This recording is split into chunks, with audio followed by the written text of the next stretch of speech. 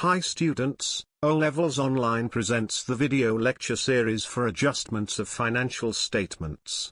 In this video, we will discuss the exam tips for depreciation part 3. This video series is helpful for those students who are appearing in Cambridge O-Levels upcoming exams, either in June or November, through CAIE or IGCSE, for accounting 7707 or 0452. Let's begin the exam tips material. In this slide we will understand what is reducing balance method. In this method, the fixed percentage of depreciation is deducted from the cost in the first year.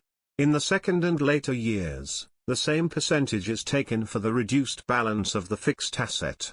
Let's see what is reduced balance called.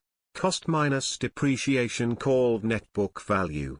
The reduced balance of the fixed asset is the net book value of it, which is found after deducting depreciation from its cost. Further, this method is also called the diminishing balance method or declining balance method. Let's move towards the next tip.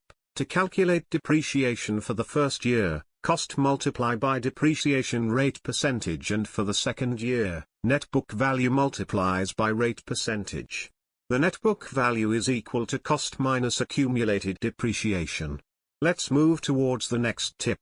The base formula to calculate rate through RBM is, R is equal to nth root of scrap value, divided by the cost of the asset.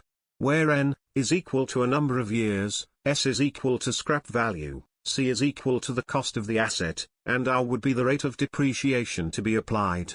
Hopefully, you got the clear understanding for reducing balance method to calculate depreciation according to examination point of view. There are some important points for reducing balance method for the exam point of view.